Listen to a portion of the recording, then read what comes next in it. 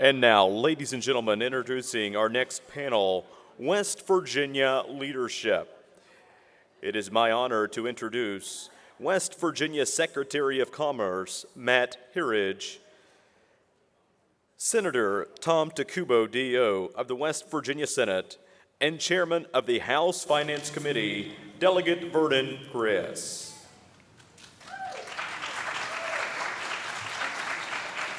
Secretary Herridge, you'll be the first presenter.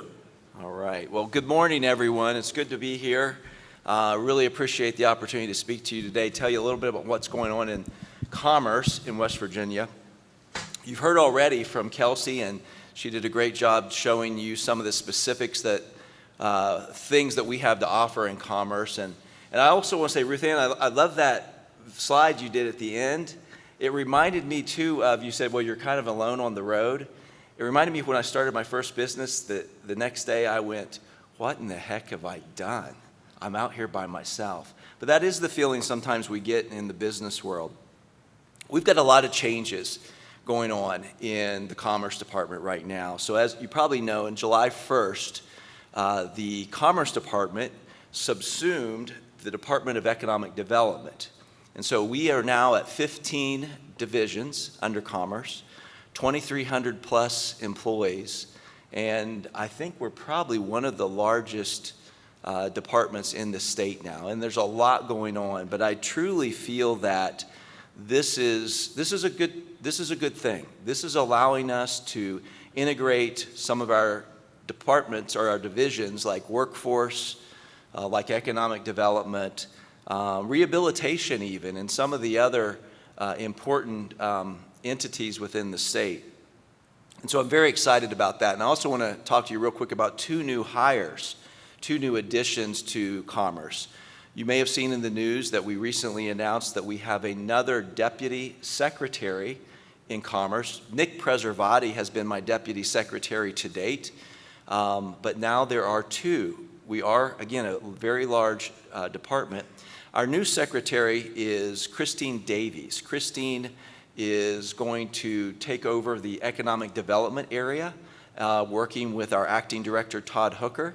And she comes from Virginia area, but has a lot of ties to West Virginia. She's worked with Microsoft. She's worked with political organizations in the past. And I think she's going to be a great addition as a second deputy secretary. And I can't tell you personally how pleased I am to have two key people working with me. It's going to be really nice to kind of share the load, so to speak. The other thing is we have a new role called the Data Economy Liaison, and our legislators put that into statute at this last session. And this individual will be the key person, the person who's right in the center working with new businesses who want to come in and bring data centers, which I know you've all heard of. We can talk about that in a little bit. But also microgrids. And this individual, Chris Morris, comes from West Virginia. He's been in the Charleston area for his whole life, I believe, and worked in the political world as well, but also worked for a larger tech company, CityNet, you probably have heard of. But Chris is going to be a great addition as well. So I'm very pleased with where we are as the Commerce Department right now. I want to give you a big picture look, though, about how I view West Virginia commerce. I read a book recently, a Hemingway novel, and one of the characters in the novel is asked how he went bankrupt. And he answers, well, it happened gradually and then suddenly. It's kind of funny, but I think if you turn that on its head, that's in a positive direction. That's really where West Virginia is right now.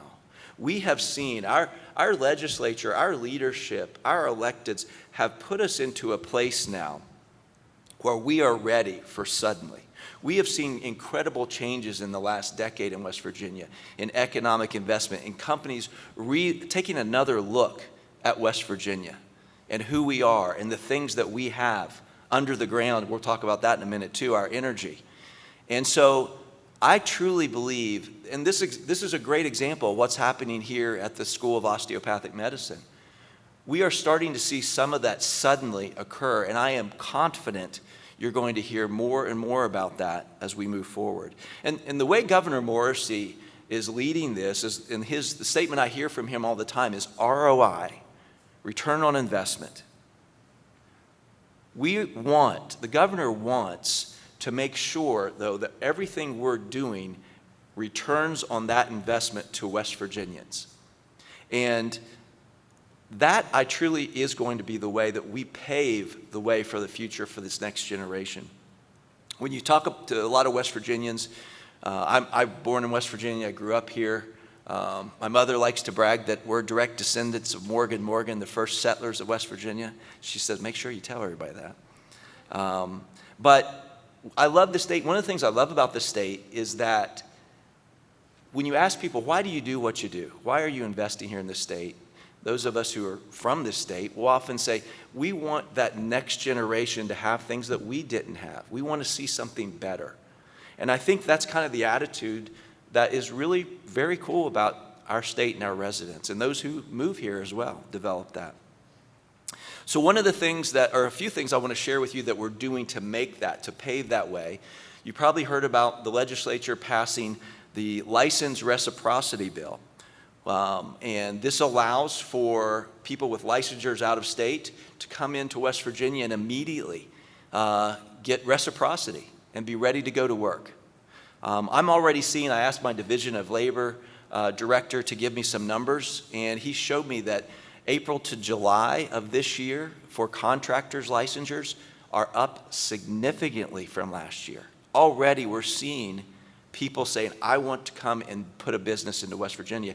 And I know we spoke about just a little bit ago about housing. Certainly that is something we need, and we know that we're starting to see contractors say, I'm going to set up shop in West Virginia. So I'm happy to see that. Another thing that happened was one-stop permitting. So a business can go to one place and get all their permitting done, be ready to go, not have to jump from this department to another. You know, one of the things I always complained about as a business owner was sometimes I felt like I was in competition, and my biggest competitor was the government. They seemed to be getting in my way more than my competitors. We don't want that to happen. And that one-stop permitting that the legislature passed is another way that's going to help. And then finally, the microgrid bill I alluded to earlier. So the microgrid bill, or our data center bill, is a direct marketing tool to bring in those folks who want to build out this next data center AI industry that is sweeping the nation. I don't believe this is a flash in the pan. I believe this is the future. I think the AI direction is something that is going to change the way we all work and live. It's coming. It's going to happen. I spoke with a gentleman recently, Alex Epstein. He's a nationally known fossil fuel apologist, I guess you'd say. And I asked him, I said, well, what happens if we just get more efficient? Do we really need all this energy for these things? And he said, we're going to get more efficient, but the exponential needs for energy with the AI boom, we're not going to be able to keep up. We will not be able to keep up with the energy demands that are coming to this nation and to this world. And so we want to leverage that energy hub identity and bring those companies here to know that if they set up shop in West Virginia, they have the energy under their feet. They have the ability to then produce that energy from those fossil fuels. And then they have an ability to build out advanced manufacturing right there. So West Virginia just circles with income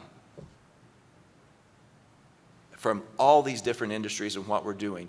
One of the things I found in my world, and I was in the restaurant industry and the software industry for years, one of the things I always found was that no matter how difficult a time I'm having with food costs, the difficulty I'm having with labor costs, there's one thing that fixes all of that, covers a multitude of sins in a business: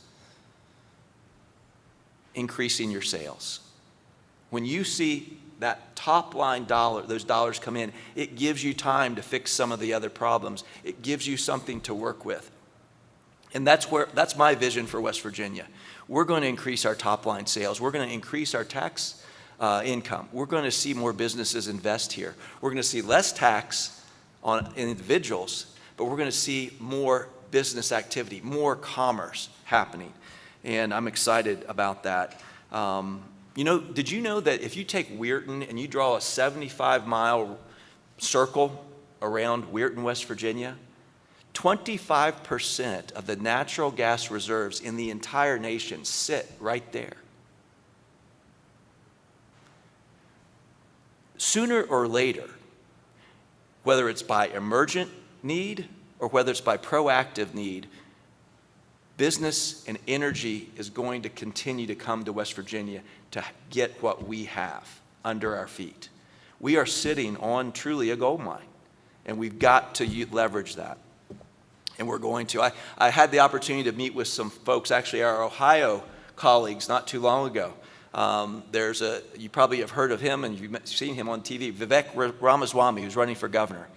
And I got to talk with him a little bit about, West Virginia and Ohio and the fact that we share all this energy. And of course, they like to poke fun at West Virginia. And I'd been in a room of all Ohioans. And so I reminded them that, President Trump just recently changed the name of the Gulf of Mexico to, I think he calls it the Gulf of America. And I said, do you guys know who owns the Ohio River? West Virginia. Anyway, I thought that was a funny one, and they did too for a minute. They thought maybe I was serious. We're going to change it to the West Virginia River, the name of it. So let me just finish with this. I truly see West Virginia as the battery of the nation. We are the place where this energy is going to be stored, where it's going to be produced, and where manufacturing is going to occur all around this. And the one really great thing too about West Virginia is sometimes we've had challenges with stereotypes and our identity within our nation. But you saw that slide up there that showed internationally what's happening in West Virginia. So I've been in this role now about 8 months. I've been amazed at the number of international companies that want to come to West Virginia because they see not only the energy that we have, they see a lot about our people, our workforce, the loyalty, the generational effect of that's happening in companies where a grandfather or a grandmother and a daughter and a son work together over the years. And we have something very special when you look at, especially at an international level. Some of you, I'm sure, watched the Super Bowl last year or this year, and you saw what happened in the middle of the Super Bowl. There's this commercial that comes on, and Country Roads is playing, and they go back in, the cameras come back into the stadium. The entire stadium is on their feet singing West Virginia at the top of their lungs. And I'm texting Secretary or Chelsea Ruby, and I'm like, Chelsea, how did you afford this? This is crazy. And she's like, it wasn't me. I said, well, there we go. That's free marketing. I'll take it. But it's funny, and I bring that up because every time I get to travel internationally, everyone knows that song. And because of that song, they know West Virginia. And they have very positive attitude about our state and about who we are. And they're attracted to it. They want to know more. And I think that's something that we're going to continue to build on. I think some of the gentlemen up here have done some of that international travel and marketing of our state. Maybe can speak to that. I'll finish one more thing here. I know I'm maybe pushing my time. One of the other great things about what I'm starting to see happen is, and why I'm so optimistic, is a company like Nucor that has built out, and the growth and the energy, no pun intended, that's building around that. Talk to a restaurateur who services the employees at Nucor, and they're building a second location because of the demand. That is what happens with this type of investment. It's not just those giant home run businesses, it's the middle-sized support businesses, it's the small businesses that all benefit from these type of investments. And we want to focus on every one of those. And so I'll finish with this. We are in a long game. Don't get distracted by, okay, somebody who's going to be very vague and write something up and say something negative about where West Virginia is, but not give you any facts on really how to improve things or why that's wrong or why that's bad. The facts are, there's a lot of things happening, and I can tell you, I wish I could share more with you, but I can't because of some NDAs, but there's a lot of stuff happening in West Virginia, and we are in it for the long game. We want real change that lasts.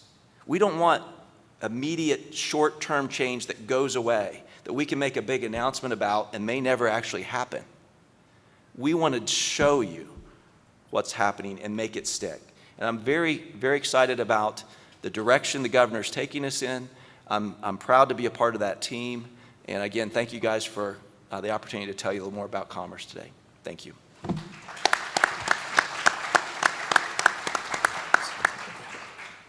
And now, an alumni of WVSOM and Senator Tom Takubo. Thank you, and it's always great to be home, right? You know, I've always been somebody who has believed that if you think small, you're going to be small. And so I think what the President, the Board of Governors has done here at WVSOM, thinking about this innovation is thinking big, and that's the direction we need to go. From a Bio Summit, I just want to kind of share with you some of the experiences of what we've been working on over the past several years.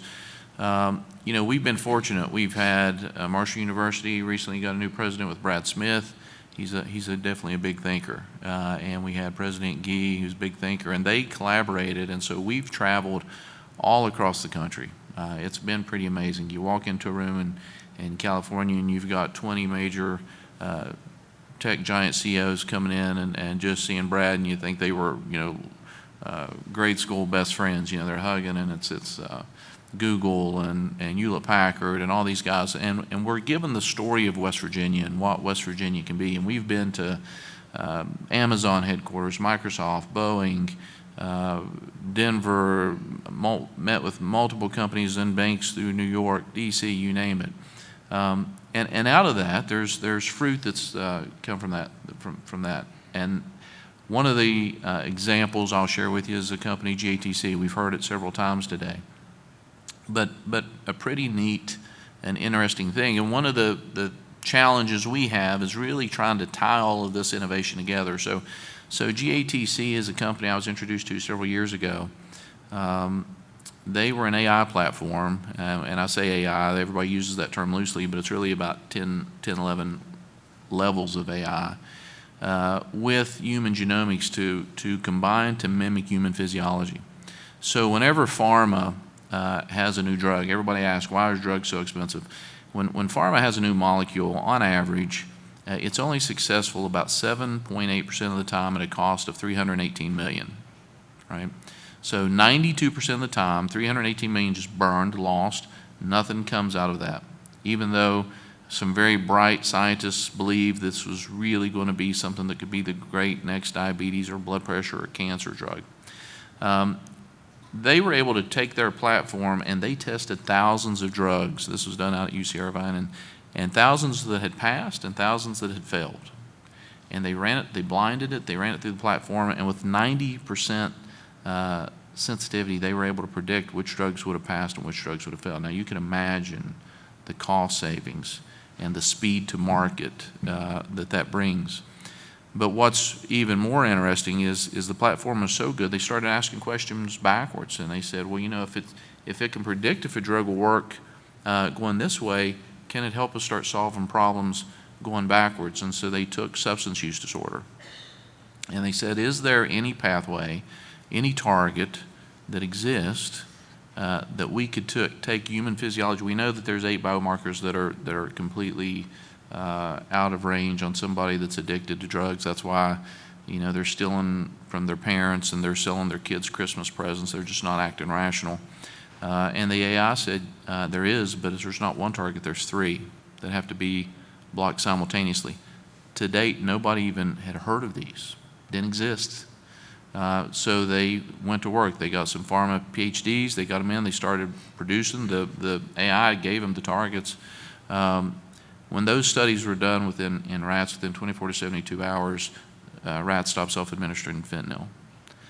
Within a couple weeks, over 85% were showing complete recovery with no signs of any type of withdrawal. So that is incredible stuff. We were able to get that company to move out here to West Virginia. They're up at Morgantown at the Innovation Corp, because these companies need places to land. So what Lewisburg is doing with this project is giving these people the opportunity and the places to land. And then we also have the infrastructure and network of all the physicians to do these type of clinical trials. So it's amazing. I've asked him more recently to run a project for me for black lung. As you may know, there is no treatment for black lung. It's a very, very sad disease, because once you get it, even if you get out of the dust, it just tends to get worse, worse, worse, and you either get lung transplantation or you die. And the AI has come back and said there is not only a treatment to stabilize it, there's a treatment to improve it. So we are in the process right now of drawing up that study. So the AI looks at all the information in the world that we put in it, and it's exciting. So more of that to come. On another note, we're looking at other things. For example, we know that most of the medicines we use in the country are not even made here, right? Most of our antibiotics aren't even made here. They're India and China. With the Trump administration, there is a strong push to bring all that back. So I've probably had 20 to 30 meetings with pharmaceutical manufacturers that have a lot of interest in coming back and landing not only in the U.S., but we're trying to land them here in West Virginia. We had a lot of tech know-how at the Milan facility, and a lot of that brain power is still around, brain trust, and so they're very interested in kind of what we're doing here. When we've heard today about clusters, a lot of this is genomics. Marshall's doing some incredible work with genetics that only a few places in the country is actually doing. We combine that with the power of the university at WVU, and then you now bring in a third leg where we have Lewisburg with new research facilities and capability, and a bandwidth where we can start doing some clinical research. Sky's the limit. You know, think small, be small. It's time for us all to think big, and we are. Just this morning before I came here, so my son's in the area, I stayed with him. I woke up to text messages from folks from Singapore that we met with a few weeks ago. They set up a lot of pharmaceutical manufacturing all throughout Southeast Asia for Merck. We're looking to do IV fluid manufacturing here in West Virginia. So those final proposals are being drawn up as we speak. Why is that important? Because as you guys may have recalled from just a year or so ago when we had some big hurricanes, there's only two major IV fluid manufacturers in the U.S., and it just so happened we had two storms that almost knocked both out. So for us to be self-sufficient, two, to bring that expertise, but three, when you start combining all the above, the ability for companies like GATC that's able to produce brand new molecules, for us to be able to simultaneously be working with other companies to solve needs that are now with IV fluids and some generic tablet manufacturing, but also just to have that capability. So as new venture can occur with new potential molecules, how great would it be for us to manufacture, not only discover them here, manufacture them here, and then do the testing ground here. One of the reasons I've pushed so hard for this SUD drug, it's not to use West Virginians as guinea pigs, but you know, we've got a lot of people that are hurt here. You know, this whole pandemic started here, still affects every single one of us in one way or another. I want to get the help here as quick as we possibly can. And so when you look at the overall big picture of what we're trying to do here, you know, Mark gave his lecture, and having some of those big thinkers, those expertise. You know, West Virginia, I've always said it's so great because we're large enough to make really exceptional things happen here, but we're small enough that if needed at any given time, I can talk to the chairman of the House Finance, the Secretary of Economic Development, the governor, the president of the school, and within minutes to hours, you can be getting collaboration that you just can't see other places. So for that and many other reasons, I'm really excited about what we're doing here, and certainly willing to lean all in anytime needed. So thanks for having us. Now for our next presenter, Chairman of the House Finance Committee, Delegate Vernon Criss. Thank you very much.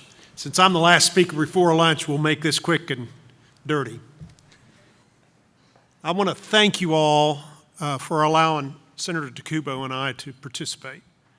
A lot of you don't understand how in state government that the legislature in West Virginia is the appropriations to run the government. State revenues are about $6 billion that we bring in to amplify to a $25 billion service organization. And as Rush Limbaugh used to say, I live in real world. And every morning I wake up and Virginia turns over and slaps the alarm clock at 5 o'clock. I know by the time I get to my office that there has been a service that the state of West Virginia has had to provide its citizens. And that costs money. So we are a service organization. Along the way, we want to make sure that the members of the Senate and the members of the House are spending those dollars wisely. We appropriate those dollars. We are the partnerships that create what you need because we appropriate the money. And it's important to us that we see down the road that we're spending our dollars wisely. Over the last 10 years or so, since we've had a quote-unquote change in management in the legislature, infrastructure has been to the forefront. There are several things in West Virginia that a lot of people outside of West Virginia don't understand. We love our families, we love our guns, we love our Bible, and we love our roads. And they all need to be right there. And that's unique because a lot of people from the outside of the state of West Virginia doesn't understand that. So we want to spend our dollars wisely towards infrastructure. This $29 million that the legislature appropriated and that Governor Justice approved is one of those infrastructure things. Senator Takubo and I know that down the road, that's important. The monies that we gave for the cancer facility in Morgantown were another one of those things that we know that down the road it's the wisest thing we can do towards the betterment of our health for our people. And it's funny because during the legislative process and during our legislative time, and a lot of you may notice that either work here or go to school here, that Dr. Nimitz disappears during January and February. Well, he's not on vacation. He comes to be in the legislature and walk the halls and talk to people because our process is old-fashioned. There is no book that teaches us what we have to do. We have to learn that, and we have to develop the network within our groups to be able to do the things for you all. And so Dr. Nimitz comes and he explains your story. And it's a great story. I had an uncle that went here at Greenbrier Military School. I had a niece that graduated from here in the Osteopathic school. And so our family connection from Parkersburg is very long-standing. And so doing what we had to do to make sure that the future of this facility is going to continue into the next century, that was important to me. And all these infrastructure projects that we do, we know that in the short term we will not see the results, but in the long term we know they will be there. And so even though the Secretary has talked about some of the flashy things as far as data centers and microgrids and the bio things, we've got to remember out of 1.8 million people and at 55 counties, the hard work is right here. You all at this school touch every county. Marshall doesn't do that. WVU doesn't do that. But this school does. It is people in every county. And it's important because that connection will tell you what you need to do for this research. And so as we go along in our process to continue to fund state government, We want to be able to look back and say, that was a good thing. Or if it wasn't a good thing, then we'll change it. But we would like to hear from you. We're a citizens part-time legislature. We have doctors, we have business people, we have teachers, we have farmers, we have coal miners that are there for 60 days. We come together, we develop a relationship between the 34 members in the Senate and the 100 members in the House. Sometimes we don't, as bodies, agree, but eventually we come together and provide the only one thing that we actually absolutely have to pass is a state budget. That has to go into effect in July 1. That's the only thing we have to pass constitutionally. Everything else is gingerbread. But we think we are on the right path. We have done heavy lifts. Now we're going back and looking at the things that we can tweak and make sure that we are trying to be as efficient with your dollars as possible. We have reduced state income taxes by 27.5% as far as the rates are concerned. But what that's done is actually the tax revenues that have come in for personal income tax have not dropped very little. Very little. So that means that the drop in the rates have created more revenue. As Ronald Reagan said, when you drop the rates, your income's going to increase as far as tax revenue is concerned. And we are seeing that. And we know that the energy industry is a big part of our tax collections, and we want that to continue. Not only in oil and gas, but in the coal. Coal is still a big part of our state, a big part of this part of the region of the state. And there are things for coal that are coming too. President Trump has brought that forward again. So all these things are important, but we are trying to make our state definitely more business friendly. And for the people that have come from the federal level to see the things that we have done, we appreciate that. Thank you for being here. I think you see that West Virginia is on the road in the right directions. And I think we all ought to be proud of that. So it's about 10 minutes to lunch, so I think it's time for me to stop. Thank you very much.